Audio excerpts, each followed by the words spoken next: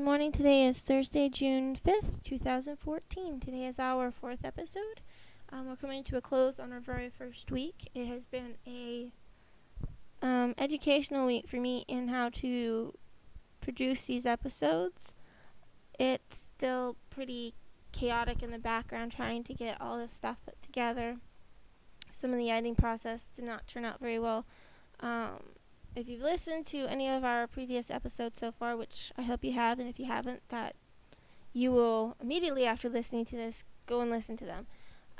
Even though there's some strange sounds and quality control issues going on, the discussions we've had so far has been, well, our first episode we introduced ourselves, me and my two co-hosts, Brother Stephen McCool and Sister Kimberly McCool, and we just had discussion on where we're at politically in our views and how we think God has brought us to those views and why we vote third party. Even though for the most part we tend to vote Republican, the important thing is to look at the individual candidate and make sure that they're really standing on principle and not just blindly trust that big R. Or even if you're a Democrat, you don't want to just trust that big D. You have to look to see what they actually stand for. What's their record? What's their history? And for me personally, and I didn't get to say this in our first episode because, well, we were limited on time. But I like to look to see is there fruit of the Spirit there? If they're meek, how do they present themselves? Because if they don't present themselves in a godly way, I don't care what their rhetoric is. I really don't. If the way they speak doesn't present a meek spirit, an honest person, then the rhetoric is just rhetoric. And I don't want to vote for somebody that I cannot trust. I'm to that point where it's like, no, if I don't trust you, I'm not going to vote for you. God's sovereign. He can take care of it. And, God knows somebody's heart. And if I don't vote for them and they lose the election, well, that's not really my fault. God's in control. And I can only do so much anyway. So I'm just responsible to seek and study as much as I can in the scriptures and what people are saying and compare. How does that actually line up? Does it line up? People often say, well, politics is not in the scriptures. I totally disagree with that. And it's something that really occurred to me yesterday after I posted the episode and I went outside for a walk.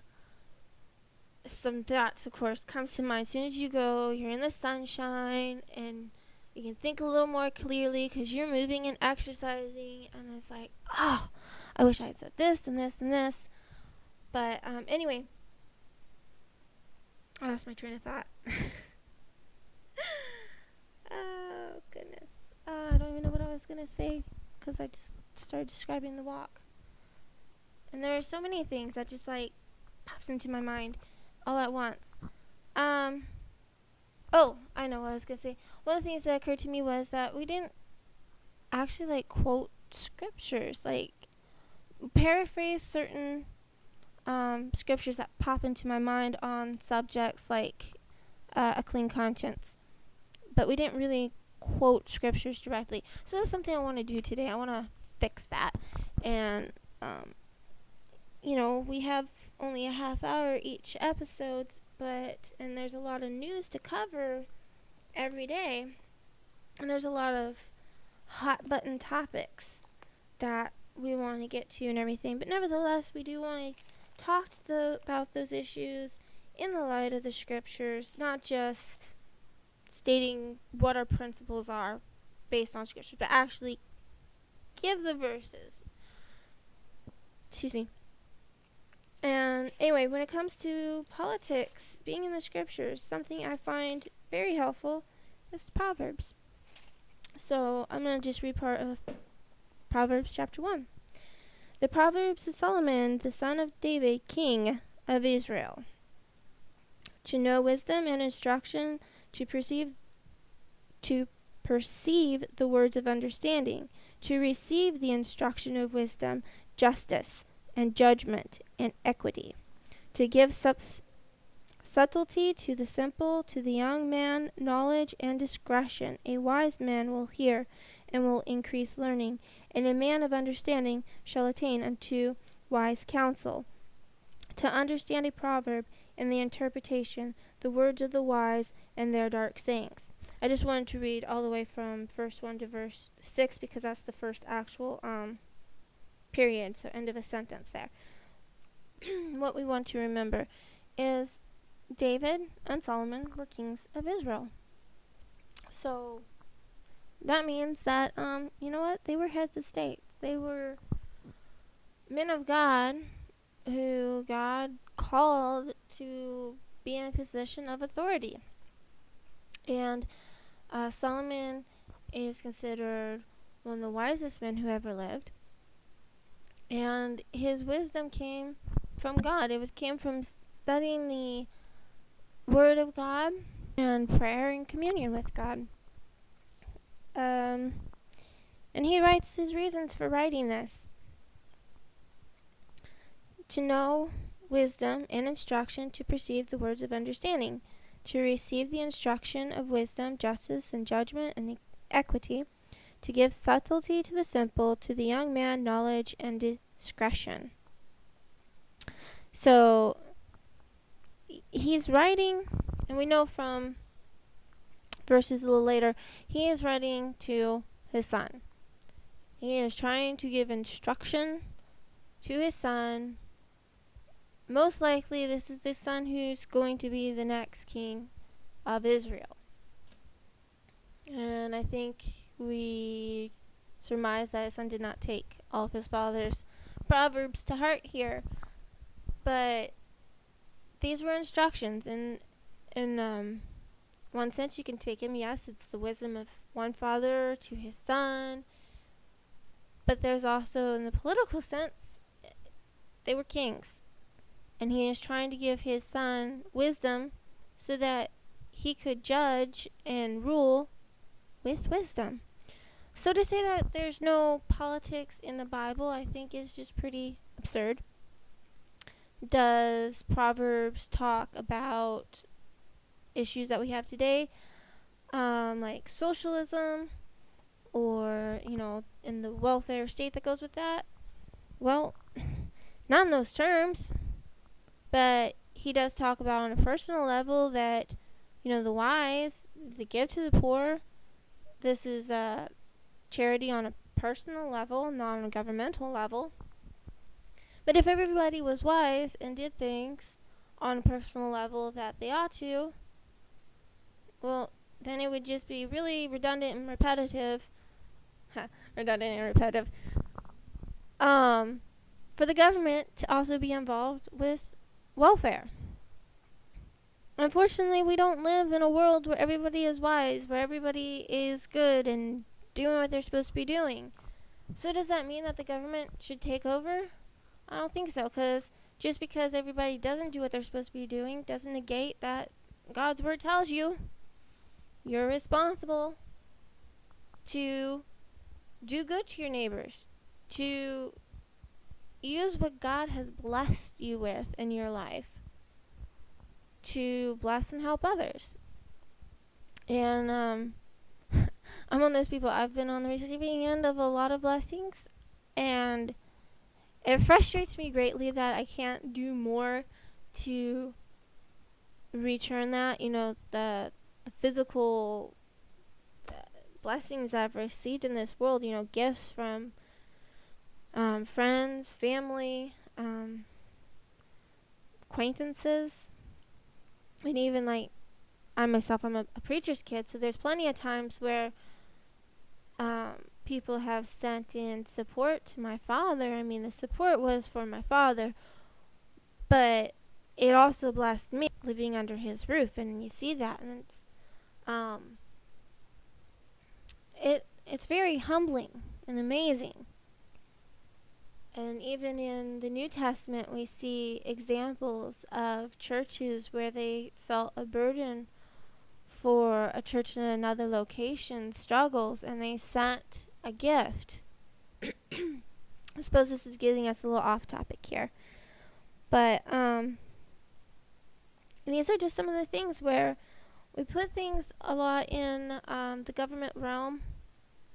And we say this is politics, but I suppose in a lot of ways the things that we see as politics, it's really just a matter of this is life. And are we going to own up to it and do all that we are capable of doing and instructed to do to help our neighbors, to care for them? Are we just going to give that over to the government and say, well, that's their job? They can tax me and take my money, and I'm totally willing to vote for them to take money off my neighbor to help a different neighbor. I mean, like, that's not what God said. He didn't say, Peter, take from John to give to Paul. No. Peter, if you see a need and you have the money to do it, you take care of that. I'm just using those names because the first ones that came to my mind. But nevertheless, the principle is there.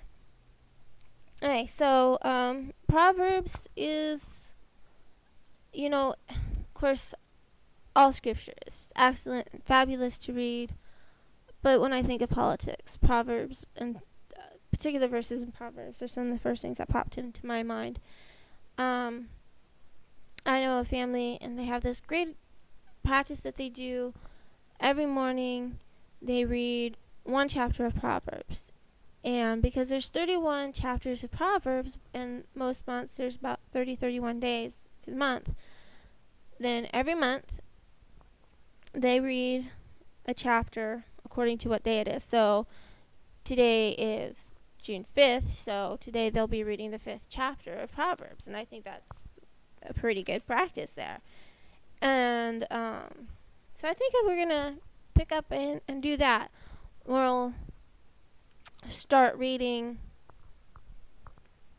Proverbs, I don't know, every single day, or maybe just on Thursdays, and see where we land that day of the week, which Proverbs we'll end up reading. And eventually we'll end up reading all the Proverbs, and probably multiple times, because hopefully this show will have staying power.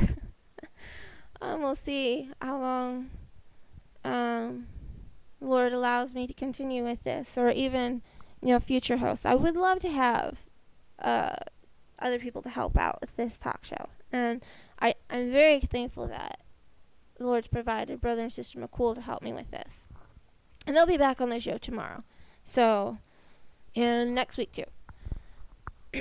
So that it's not just me rambling, but an actual discussion.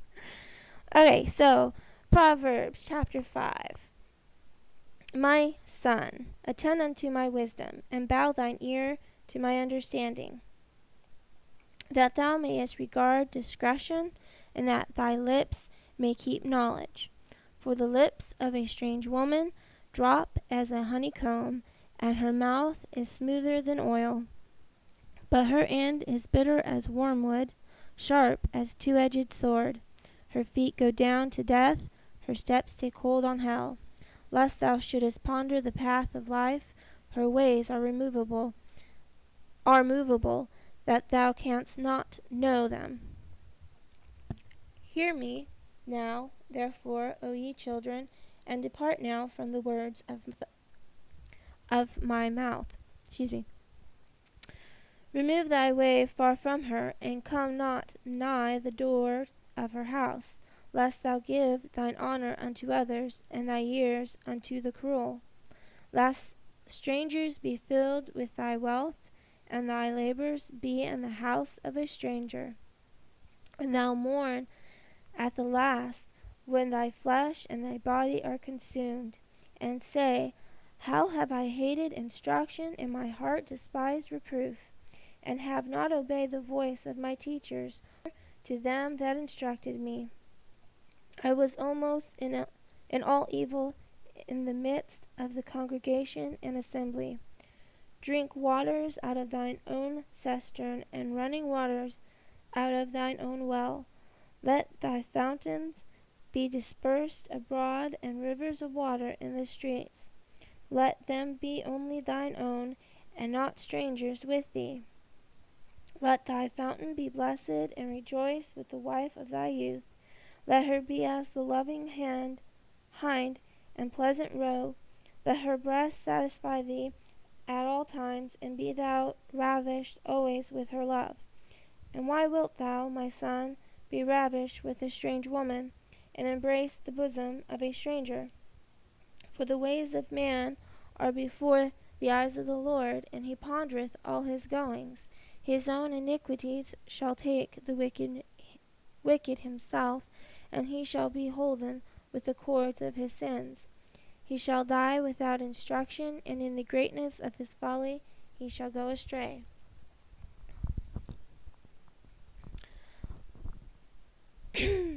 So, chapters 5, of course, we've already had a few chapters previously mentioning, the woman and being seduced by strangers and flattery. And in verse 3 of this chapter it says, For the lips of a strange woman drop as an honeycomb, and her mouth is smoother than oil. And of course, reading that, and especially in the context of politics, makes me think, people talk, it's smooth. They do. And you have to be careful. Just because somebody's saying what you want to hear doesn't mean that what they're saying is truthful, or that they're speaking it in a sincere manner or have your best interests at heart.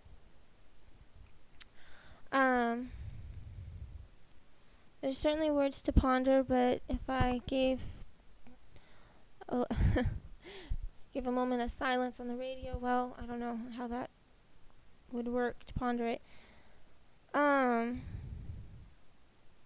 of these days I'm going to have the show live. That way I can actually have call-ins and we can talk about the verses of scriptures that we read, as well as whatever else is going on. Alright, so those are some words from Solomon in the Proverbs, chapter 5. I know I didn't read it very smoothly. So be sure, read that for yourself too. Read and pray over it.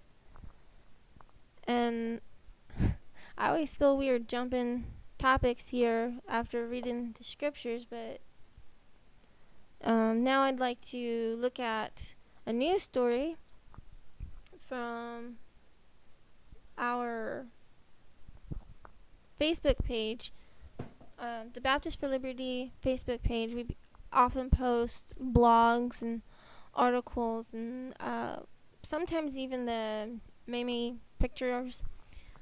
But this one in particular that I want to look at is from the Christian Post. And this isn't an endorsement of everything that the Christian Post stands for, or I don't know what their religious background is. They seem to be what self-proclaimed evangelicals. But this was one particular story that I find interesting, and the title of it is Panel Looks at Christianity's Rapid Growth in China Despite Persecution. It was written by Michael Gryboski. I hope I pronounced that right. Griboski. Anyway, he's a reporter for the Christian Post. So, Washington, D.C., I believe it was this past Tuesday, June 3rd, they had a 4-man panel discussing the growth of Christianity despite persecution. And I know there's a lot of things going on in this world that's really bad news, and there's a lot of persecution around the world. And so reading, China is persecuting Christians, there's nothing new there, and that's not necessarily good news anyway. But what is that God is growing churches, and he's spreading the gospel despite the persecution.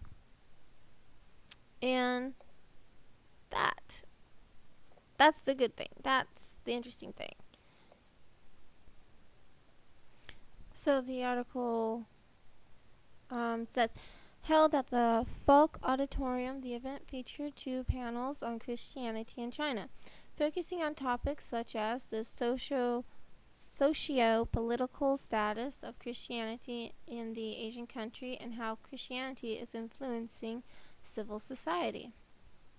In addition to Vala, the first panel of speakers featured Liu Ping, professor of the Institute of American Studies at the Chinese Academy of Social Sciences, the Reverend Zhang Boli, head pastor of Washington Harvest Chinese Christian Church, and Richard Bush, director and senior fellow at Brookings Center for East Asian Policy Studies, who moderated the first panel. I am also very interested in this subject because it's a key issue for understanding the dynamics of state and society in China. Is a quote from Bush. Whether one is religious or not, the survival of religious belief and faith in China from 1949 to 1979 is really one of the most interesting stories that one could ever come across. And end of that quote. When I was a kid, there was this movie out called China Cry. It was a Christian film about a woman in China who she had attended a Christian school of some kind. I think it was a Catholic school, I'm not sure. And she became subject to interrogations during the Mao China's rule because of her background. And so even though she wasn't particularly Christian beforehand, because of the questioning and accusations of authorities, somehow she became more interested in learning more about Christianity. And she ends up becoming a Christian. And because of this, of course, she gets questioned and persecuted more, and even sent to a re-education camp. And so finally she had to escape China. And I remember when I was a kid, just being fascinated by this woman's story. And the movie was based off of a real woman. And I think it was based off of her own autobiography. And it's been a year since I've seen this movie. I would like to rewatch it and do a movie review of it sometime. That would be certainly something interesting to look into doing. Okay, so we are quickly approaching the end of the show and all the time we have. So we haven't covered a lot of things today. I guess mostly me rambling. But hey, this will make you all the more happy for us. I have a 3-way discussion again tomorrow. And tomorrow's subject is, it's going to be fun and interesting. We're, looked at, Chuck Baldwin had made an announcement yesterday on his Facebook page about a new project of his called Liberty Churches. And, it's deriving from, Chuck Baldwin's outwardly been speaking against church and corporations for a very long time. So, I don't know exactly what this project entails, but we're going to talk about church and corporation and the consequences of it, legal consequences and spiritual consequences of it, as well as whatever this big new project of Chuck Baldwin's and, what's the spiritual consequences of that, because I don't know if it's going to be a good thing or not. I'm thinking not, because, he has a lot of good things to say. I like reading a lot of his articles. We share some of his articles. on our Facebook page. But he doesn't know church truth, something that he just doesn't have. But I'm still interested in looking forward to seeing what his new idea and project is and discussing it with brother Steve and sister Kimberly. And yeah, it's going to be a broad subject, so I don't know if we're probably going to end up running out of time tomorrow too. Okay, because yesterday's episode was on marriage and the gay agenda in our country today. And let me tell you, we pre-recorded that episode on Sunday. And I thought I had been keeping watch on the time pretty well. But I ended up having to cut, I think, 6 minutes off of that episode because we were so far over. And I really hated doing that. Some of the spots I cut was just places where the audio got messed up anyway. Like I said, there's a lot of technical crazy stuff going on in the background here that trying to record. I certainly have a better respect for people who actually broadcast live. Seriously, I don't know. Like, I would love to get to the place where I could broadcast live, but I